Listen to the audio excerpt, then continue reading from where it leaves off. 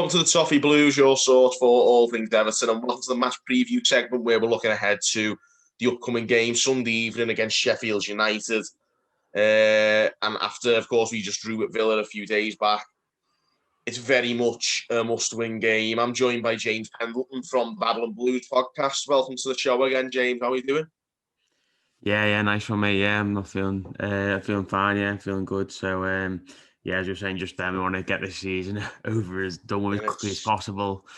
And I don't think I don't think mostly because of the team we're going to be playing against. I don't think the Sheffield United game is going to be a great spectacle either. But doesn't matter who we play; it's never a big spectacle.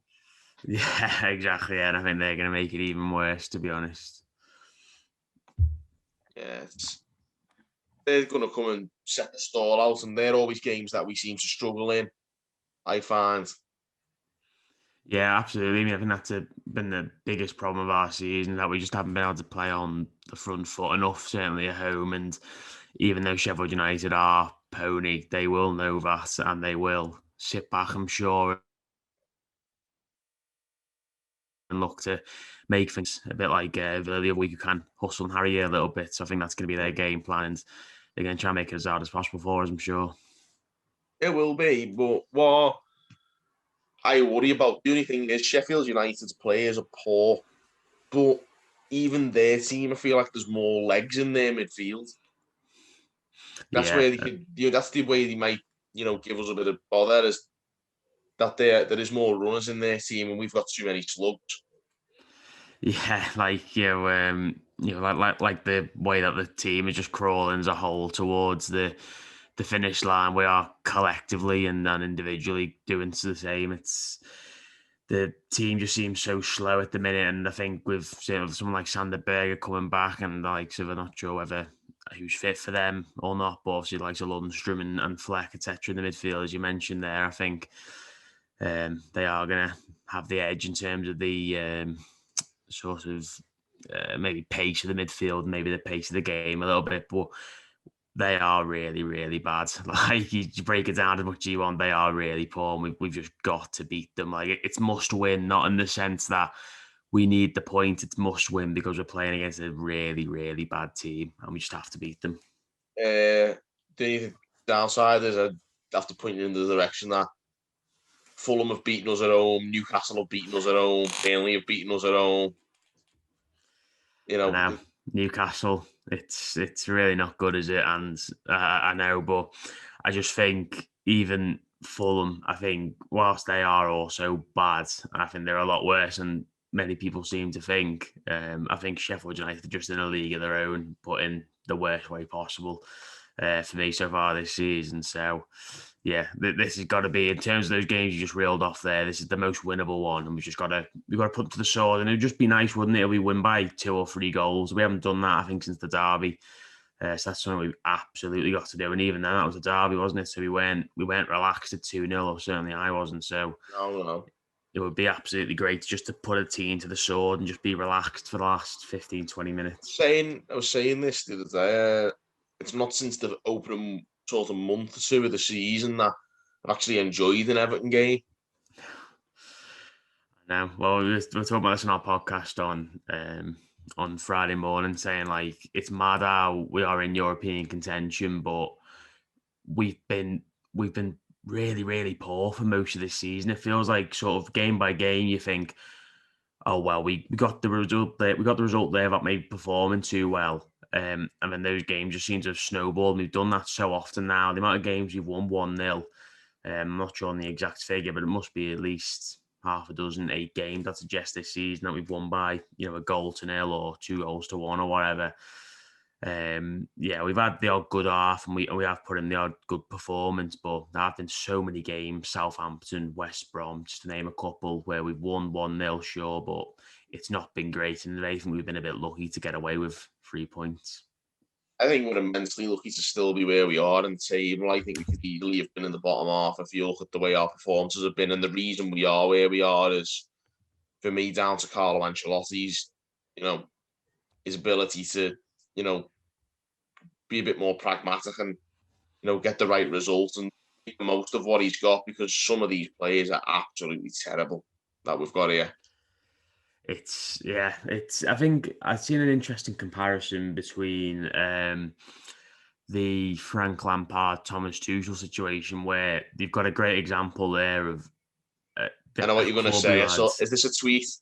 I think it might have been a tweet. Yeah, I Yeah. think it was. It was like it was the right team with the wrong manager. Whereas I think what we've got the right manager just with the wrong team. And obviously you bring Tuchel in and they've got on. They've done absolutely unbelievably well since he's arrived.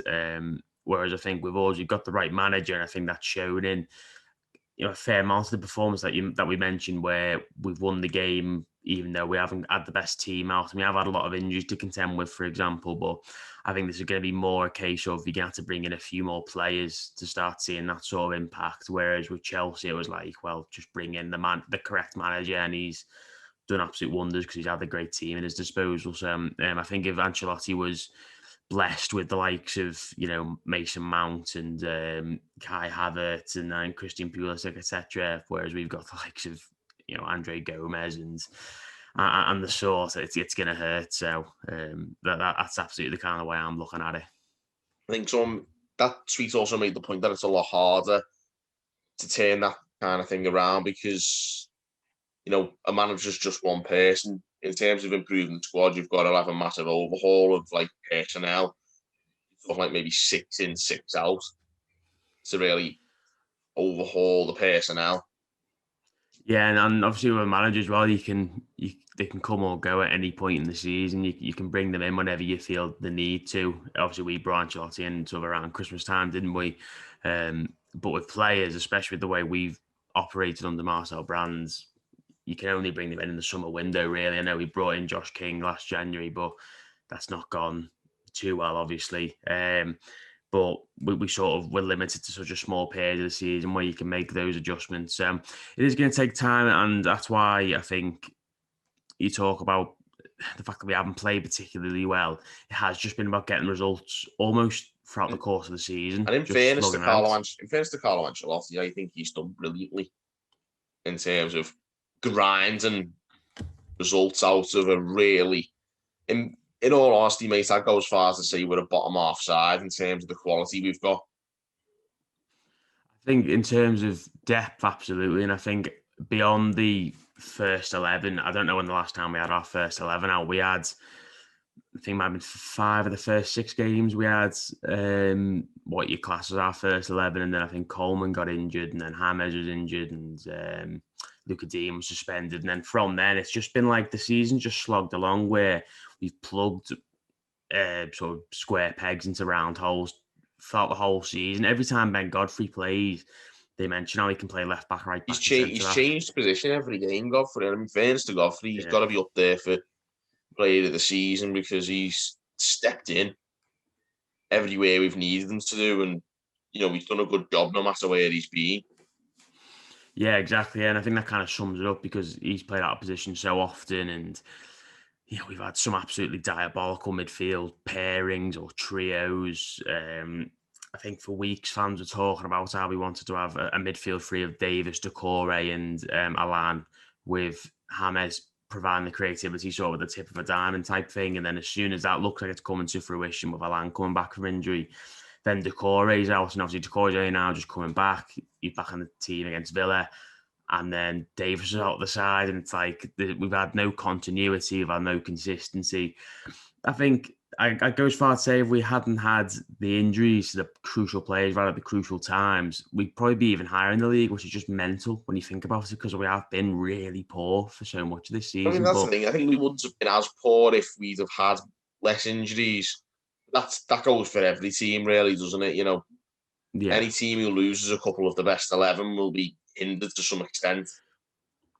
Absolutely, yeah, and it's even mental to think that, like, injuries or not, we still should have beaten Burnley, Newcastle, and I hate listing them off because it's just a list Newcastle of one really in particular. poor teams. Burnley and Fulham, we played really badly, so I'll be honest, we didn't deserve that. But the Newcastle game, we really should have won, and we lost. Yeah, I'd even put Palace and Tottenham into that. Palace as well, we should have won and we drew. Spurs even, we should have won. And that's a really annoying one now, because if we finish below Spurs, that'll have been that game that cost us.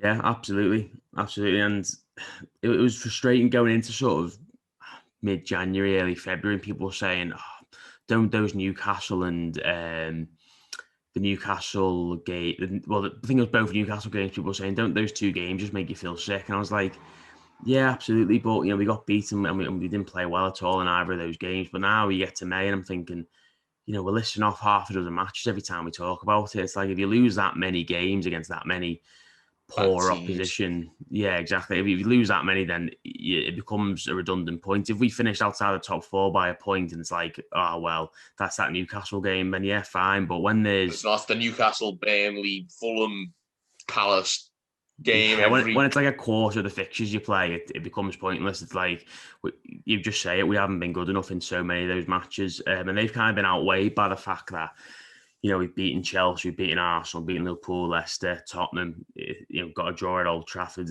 It's been outweighed by those. We just think if we just improved our home form, forget about the opposition, just improve the home form, and it should have been much better. We've got to win these last two home games, and obviously that make it look a little bit better. But Another reason I might have to add that we need to win these two home games is that I think we mentioned this a few weeks back.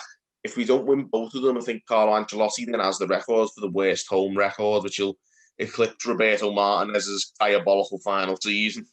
Which, I mean, regardless of what you think of Ancelotti, he doesn't deserve to have that hanging over him because, to be honest, Martinez isn't worth the soul of his shoe as a manager. yeah, I didn't realize that. I didn't know it got. I knew it was bad, but I didn't realize it got that bad because that 15-16 season that was diabolical. I remember the West Ham game screams out to me where we were 2-0 up and we got beat 3-2. Yeah, well, That must be really poor. But I'll just reel off the info from that one. 3, 4. We won 6 home games that season. We've only won 5 so far this season. So at least not even be level with that poor record. He's got to win both of these games. I mean, Ancelotti doesn't deserve it, but I'll be honest. As bad as like Martinez was, the squad Martinez had then, I'd say is actually better than what we have now. And I mean, it was mainly his mismanagement that caused that. yeah, I think I'd probably go along with that. To be fair, I'd say the biggest problem with our team at the minute is just the lack of depth is scary.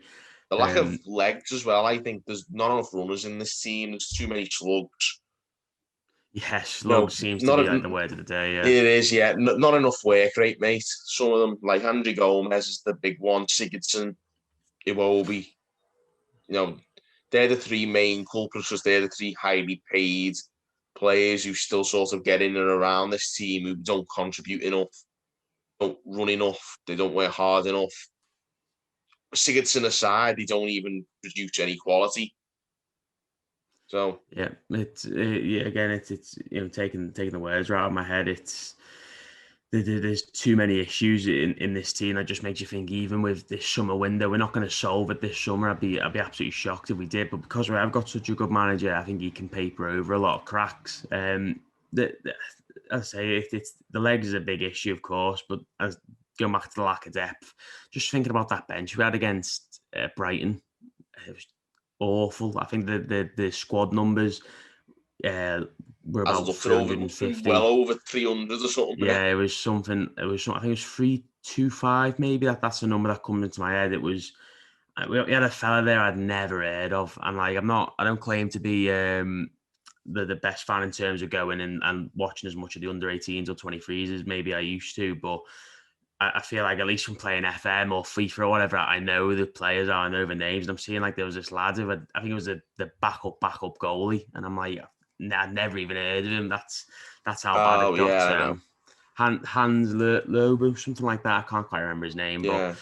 I mean, the two goalies on the bench for the whole season, like I don't seem. It's like we're playing in Serie A, and you have the whole squad on your bench that every week. It's been a shambles in terms of the depth and the bench, and that's another reason why I do have big sympathy for Ancelotti. I mean, he's not got everything right, by the way. I mean, I think Ancelotti's made his fair share of mistakes as well, but he's certainly the least of our worries in that respect. You know, he's definitely the man for the job. He just needs to turn a lot of personnel over, I think, this summer. Get 3 or 4, 5, probably more than that, to be honest, out and 3 or 4 or 5 in who can immediately improve the team. And that's a big ask, but that's what's needed.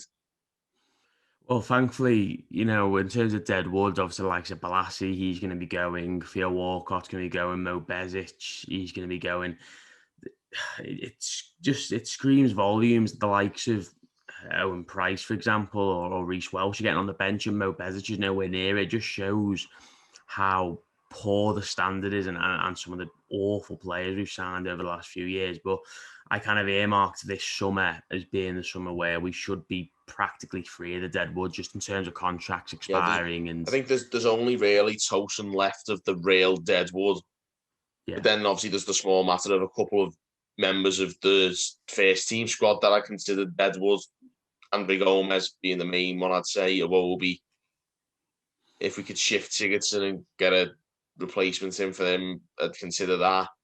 But I think Gomez and Iwobi are the two where I'm really looking at them and thinking we should be able to get a bit of money back for them and get rid of them. You'd like to think so. I mean, that's the good thing with signing someone of Iwobi's profile in terms of he can play in a couple of positions. He's played 150 He's still games youngish down as the well. Premier League. Yeah, the the age is a big one. So there's still a lot of time. Well, that's why it's obviously a good mark of the shop. And I think I was talking on here with I can't quite remember who it was. Tom Long, I think his name was. We were talking about Iwobi on here. And we were saying about how shopping in that market, that's the benefit of it, is if you do get it wrong, that's fine, because you should be able to get a bit of money for them. But my dad was saying to me the other day about Iwobi, and he was saying, well, you don't play 150 games for Arsenal and be a bad player. And I was sort of saying, well, over the last nowadays, 15 mate. years, I was like, over the last 15 years, you look at some of the players who've played games at Man United and Arsenal. They're great managers. Dropped out. Yeah, exactly. But because they both had two great managers and they papered over so many cracks, the likes of Tom Cleverley and Johan De Juru and Mohamed Shamak, they probably racked up. Dare I say, it's very similar to what Ancelotti's doing here with some of the young. Yeah, precisely. And it's just the fact that obviously they went on to win titles. I know Arsenal didn't for a number of years, but they got into the top four. Some of the teams Arsene Wenger put out and got them into the top four every year was witchcraft. Gaia Sanogo and Squillaci and Andre Santos, Chu Young Park. Honestly, you could sit here all day listing terrible players for Arsenal.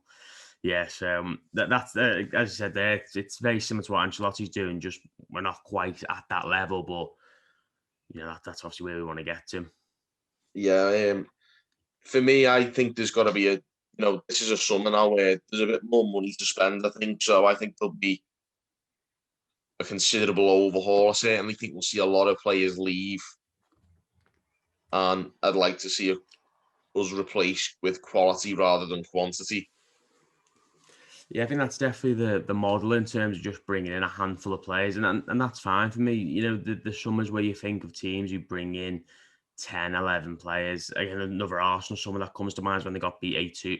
Got beat by Man United 8-2, I think it was, and they brought in like 7 players on deadline day, and it just doesn't work because you get too many players in, and it's just chaos. You look at the 17-18 season, we were signing whoever we could get our hands on, weren't we, with Vlasic and Sigurdsson, Klaas and Rooney, Sandro. I don't need to remind everyone some of the names we signed that summer, but we probably signed upwards of 10 players that window, and it just didn't work. We then added 2 or 3 really bad additions in January, and that's ultimately why we're in such a mess in terms of the recruitment and the bloated squad, the wage bill. Again, all the stuff that everyone already knows about. But we only need to sign 3, 4, 5 players. What we did last summer, it's what we did the summer before. And I think potentially even the summer before that, that was the sort of model we were going towards. For me, as long as we sign half a dozen players at most, and that's, for me, a good window in terms of numbers.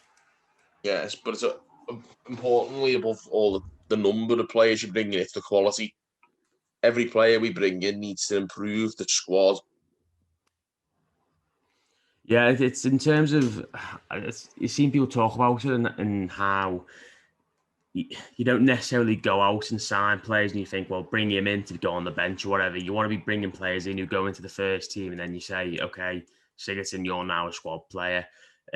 Bring someone in, Mason Holgate, you're now a squad player. James Coleman, you're now a squad player. It should be going in, getting first team players, and then building like a core of good players and ultimately getting a good squad then. Yeah, if whatever business we do in the summer sees a number of even the decent starting 11 players drop to the bench, then that's good. That's competition for places there and then.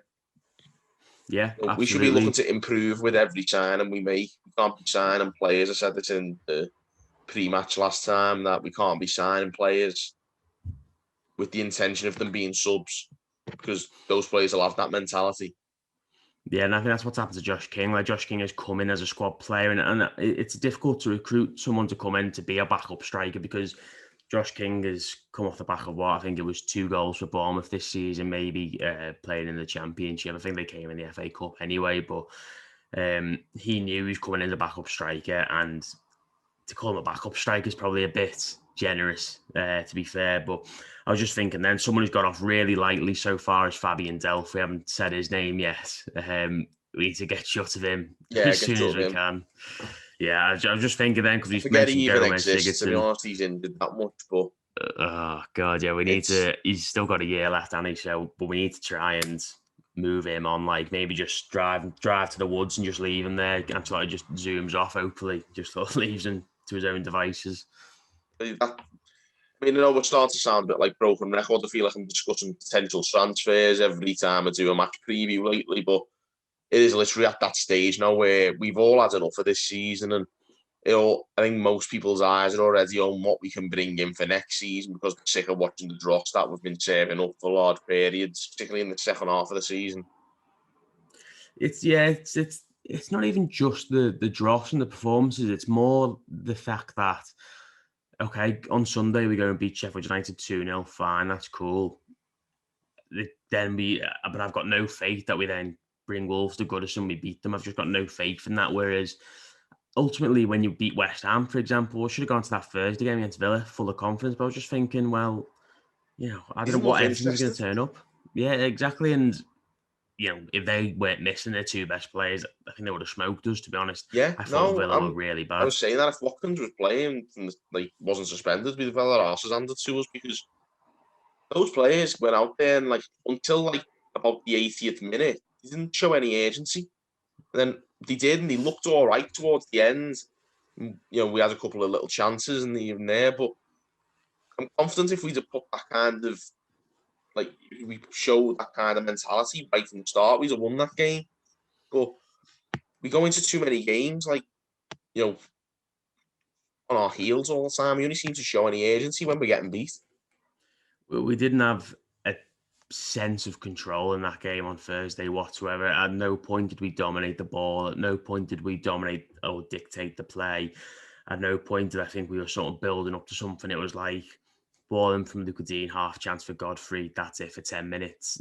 Andre Gomez, to be fair, great chance, falls to probably the worst player on the pitch in terms of who I'd want there in that scenario, over maybe the centre halves. Again, 5 minutes later, another Andre Gomez half chance. And then obviously we had the Calvert-Lewin header right at the end as well. But it was just a really poor game between 2 sides who just are limping to the finish line, aren't they? That's it. Obviously Sheffield United are a really poor side and they've had a poor season. But even then, I'm still not 100% confident we'll win. No, I know. And it's bad because they were pretty poor. You go into the game against the league so-called whipping boys and be so confident that you go and win. But we should be as well. No, we should be. And, I thought they were really, really poor under Chris Wilder. But since Paul Heckingbottom's come in, they've been really, really bad. I think by the points, they may be the 3rd worst Premier League team ever, or the 4th worst, I think, behind Derby and Sunderland. Yeah, Sunderland and then Aston Villa when they last went down. Yeah, that makes sense. Yeah, so by those stats, I remember that Villa team was abysmal. That Sunderland team under Mick McCarthy and David Ball was atrociously bad, and that Derby team was a mess. And Derby took years to recover from that. So if they're in that batch of teams, this should be 3-4-0, just get it done with. But I say, if there's very little faith that's me the case. We don't do 3 or 4-0. We haven't done since the opening week of the season, and we just don't instill any confidence in me. These players, they don't instill any belief in me that they've won him for the win half the time. I don't see any No. fire in this team. I think you don't see it because I don't feel like it's there. I feel like a couple of players maybe got it, and there's a couple of players who, I pin my hopes on for this season. Don Calvert-Lewin, for example, I think he's been tremendous for us this season, but even he's obviously had games where he's missed chances, and that's ultimately cost us points. Strikers do that, though. Strikers miss chances, but Oh yeah, absolutely. And he's won us a lot more points than he's lost us, but we still should have won games like Palace. We still should have won regardless of him missing a couple of chances, for example. But there are only a couple of players who I would sort of pin my hopes on. I think one big boost and something that is making me look forward to the game is just the fact that James is going to be playing, whether he starts or not, obviously. But I imagine he probably would. He'll have part to play at some stage at least. Yeah, absolutely. You'd like to think so, and that does excite me for the game, and obviously for the people who go into the Wolves match, who finally get to see him in the flesh. Fingers crossed, and I am incredibly jealous. But it's definitely where we can look forward to seeing James back, because I feel like we are a lot better on the ball when he is in the team. But even then, there's still a lot to be desired, I think, with this midfield and the work rate. Really, I just want to see our team work their socks off a little bit more. A proper Everton performance where every player leaves nothing out there. I haven't seen that for a lot. Since the derby, I don't think we've seen that. Yeah, and you'd like to think that would just be improved by the fact that Decore is going to be back. I'd love to see this midfield of Alanda, Corey and Davis. For me, that's got the most balance and has got the most legs, the most work rate. Yeah, the legs is the big one for me. In terms of Davis, he's got legs. I think Alan can look a little bit leggy at times, but he gets around the pitch decently enough. He works hard. Decore's a presence.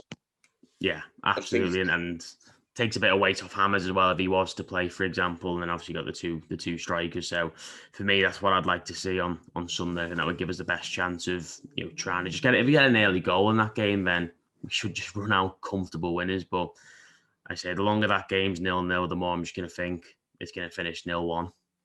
Yeah, exactly. I mean, I'm be honest that normally any other scenario, if we were in better form, I'd be really looking forward to this, but I just see it as a banana skin until we've actually done something positive in that game. If they come out and they look like they're up for it, I'll probably enjoy the game a bit more, but that remains to be seen. Too often we come out the starting blocks looking like we're not interested, and then it takes a bit of a rocket up the backside. I'd like to think I say I like to think it, I don't think it at all. I'd like them to come out with a real mentality of let's go for this game, let's go for the win. But we'll have to wait and see. I know we're not necessarily, we are a better defensive team than we are attacking, but it's horses for courses. We need to go and get 6 points now. So a draw isn't going to do us. I mean, the draw against these would be an embarrassment anyway. But regardless of that, looking at the bigger picture and the points situation for this season and getting into Europe, it's must win. And we have to go out from minute number 1 and go for a win. We can't be setting our stall out or any of that crap. Yeah, we've got to play on the front foot, and that is where, when you mentioned that Ancelotti hasn't been perfect, and he hasn't by any stretch. Ultimately he's human. He's a manager. None of them are perfect. They all make mistakes.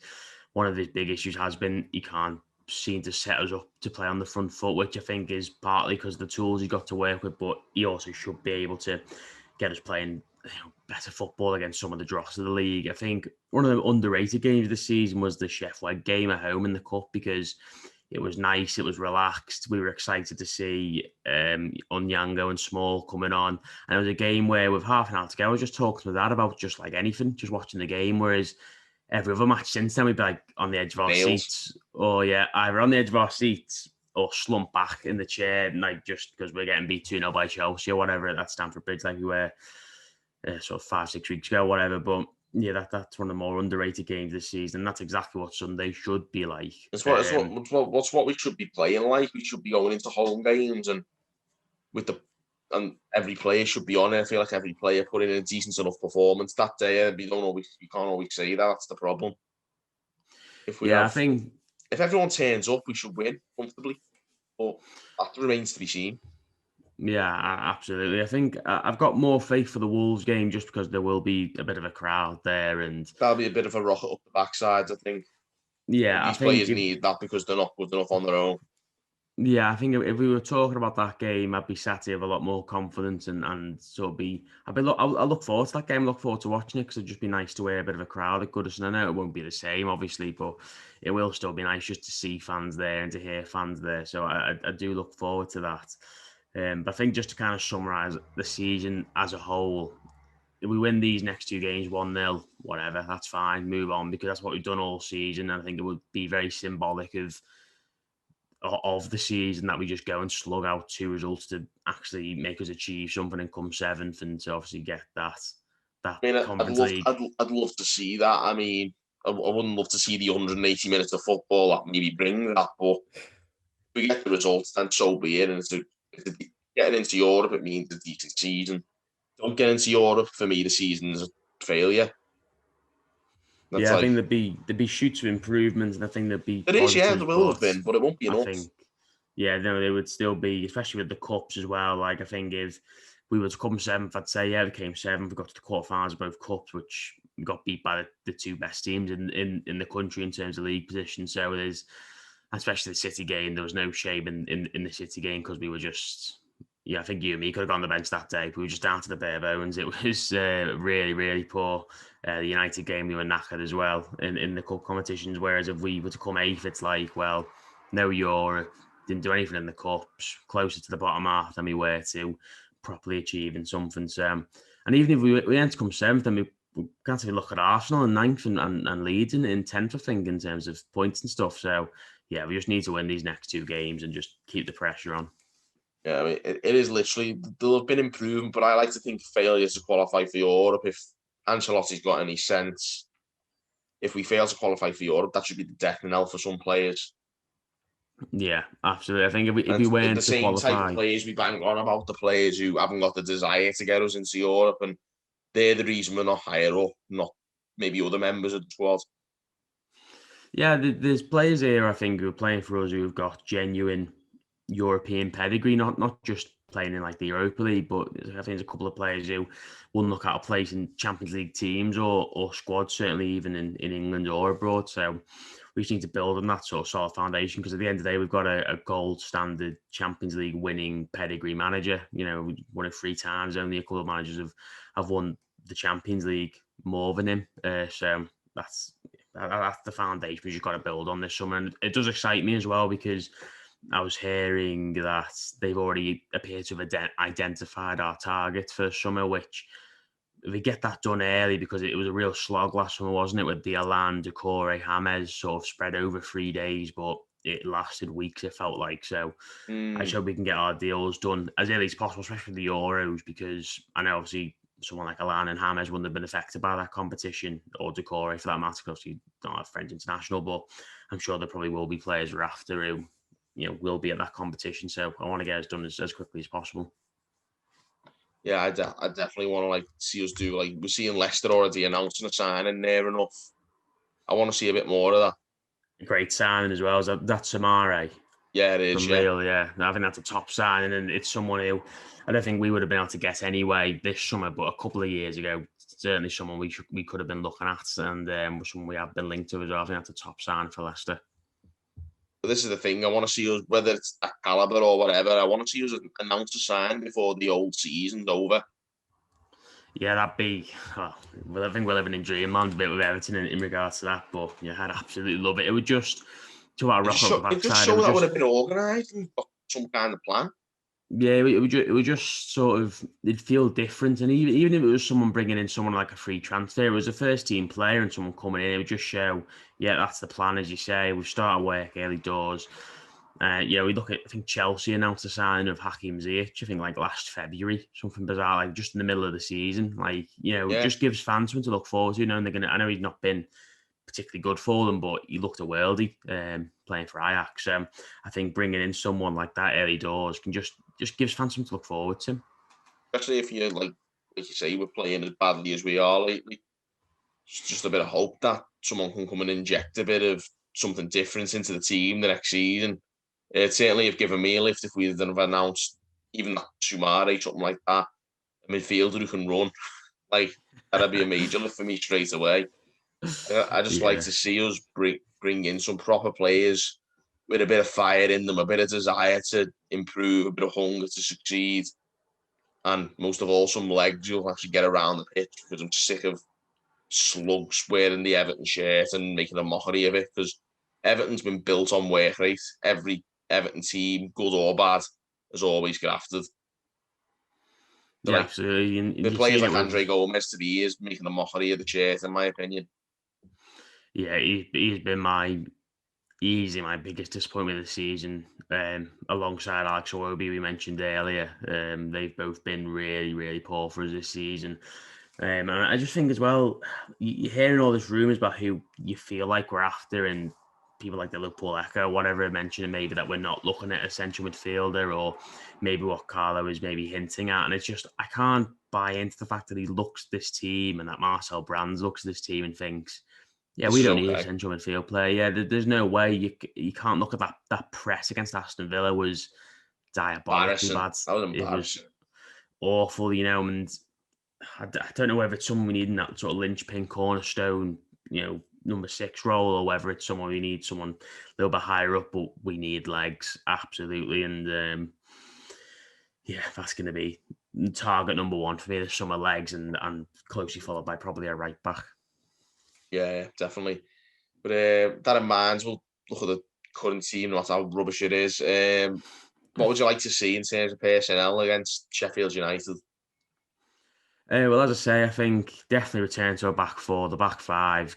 I don't like back fives at It's all, mate. no, I don't mind it when we are trying to be pragmatic. If we go away, to the Etihad last game of the season with a 5 back, fair enough. We're coming against a really good team, but it just screams defensive to me if you're playing a 5 back. It So screams we're not going to cross the halfway line. yeah, so that's precisely not what I want to see against these on Sunday. I think I'd obviously Pickford in goal. I think it could be interesting to see whether he rests Coleman or not. He has played a couple of games in a row. I know he didn't finish the game against Villa. Really poor against Villa, I thought, as well, to be honest. But I'll keep him in for now. Obviously, Ben Godfrey got to be starting. Probably Michael Keane. Very mean is still injured. Luca It has to Dean. be. We can't be having all 8 in that team. No. I Have think Coleman at right back if that's an option. again, I know he was injured, obviously, going into the season. He got injured against Preston, but I think he's been a bit of a disappointment this year for me as well. So certainly not someone in my starting 11. The midfield 3 I mentioned before of Alan, Decore, and Davis is definitely what I want to see. James, I'd love to see him starting in the hole, and then Richarlison and Cavalier up front. Or at this point, I'd be happy enough to see Josh King getting a start ahead of Richarlison, because I think he's been off the boil for Charleston's been very a few poor. weeks now. Yeah, I think he's been. I thought he was all right against West Ham. I thought he was really bad again in both games against Villa.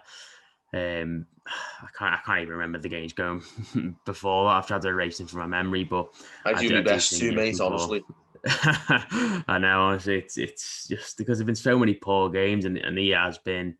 It's all about disappointments of the season. He's been, he hasn't been as bad as obviously Gomez or Iwobi, but he has disappointed me to a certain degree. Obviously, he still provided some great moments. Don't get me wrong, but I think in terms of consistency as a whole and his performance as a whole have been a little bit Definitely underwhelming, I'd suggest. in relative terms to his first 2 seasons, he's definitely declined this year, and he needs to get back to his best. Yeah, and certainly when you think, I mean, again, talking on our podcast, I couldn't believe that it was last January, as in 2020. That's when the whole £100 million Barcelona bid was rumoured to have happened, and I was thinking that just feels like years ago, but it was only last January because of how much football's gone on since then, and obviously all the bizarre stuff's gone on in the world. It's very strange to think that was such a short time Not that ago, long sort of ago, yeah. relatively. Yeah, I honestly I thought that was the year before last. That's how long ago it feels like, but maybe that's page sort of shows you how Richarlison's form's been in the relative meantime, but. Yeah, I'd be more than happy to see Josh King at a start. I think unless he goes into training, falls over and just crawls around the pitch, I can't see any way he doesn't, try and break into this team. He definitely, say he deserves a start. He deserves a start, just the fact that we've signed him, we brought him in. Surely we want to see what he has to do. Like, we've got to see what he's capable of. So I'd be more than happy to see him start, to be honest. Definitely. I mean, I'm not a mad fan of Josh King, but I think Charlton needs to rock up his backside. That getting dropped to the bench will bring them.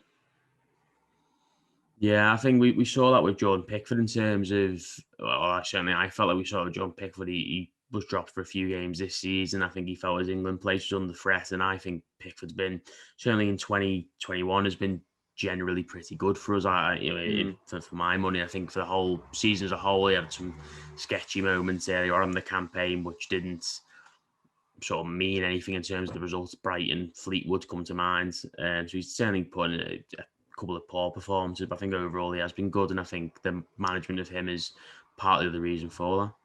Yeah, I think more of the same for the Charlton, I'd say. But in terms of that personnel, our hands are a bit tired. Like I say, there's a lot of crap in this team, but I'd go near enough with what you went with. Yeah, I think you've pretty much hit the nail on the head there. With that in mind, we'll wrap this up. Prediction. James, what's your prediction?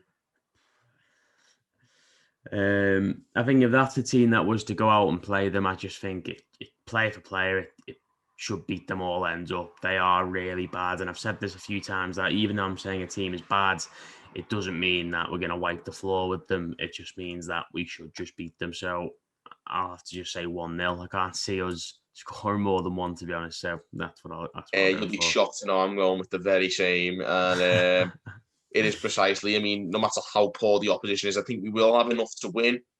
But Everton don't do things the easy way, even when they do win. So we're going to have to.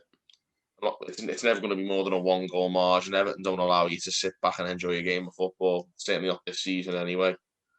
Well, we really need to make a dent in our goal difference. I think Tottenham are. I have to double check what Tottenham's is, but obviously they're going to be well better than ours. It's definitely better than ours. For some reason, I think it's plus 20, but that sounds like too much. No, it's not. It's like plus 12 or something. Yeah, so we're like plus 4. Yeah, we are plus 4. So yeah, I mean, even trying to make a dent in that goal difference, but it's effectively another point at this stage of the season, isn't it? The goal difference, because there's no point sort of putting us level on points of anyone. We've got to be a point ahead of everyone now. So yeah, I think it's going to be about as much as what Spurs do in the next 2 games. I think they've got Wolves, and I can't think who they've got in their other game. I know they've got Leicester on the last day, but I think they've got Wolves and someone else really winnable, to be honest. It's Villa, I think. Yeah, Villa, I believe. So if Villa have got obviously Grealish and Watkins back, then it becomes a bit trickier. So, but yeah, I think it just now depends on us and Tottenham. They're the only 2 fixtures I'm going to be looking out for now. Certainly, yeah. Right, so we'll leave it at that anyway, guys. Thanks for tuning in on the Toffee Blues. Give us a comment, let us know your opinions on this game and how you're feeling going into it. It's a really interesting one because it should be very winnable, but no game is very winnable as far as Everton are concerned this season. Any winnable usually means by a 1-goal margin, so you can see where our predictions have come from. There's your predictions in, drop us those comments, give it a like and subscribe for more content. Also check out the Babbling Blues podcast as well, where you'll find more of James. It's a great podcast, so get tuned into that as well. Until next time, guys, I can say thank you for tuning in on the Toffee Blues.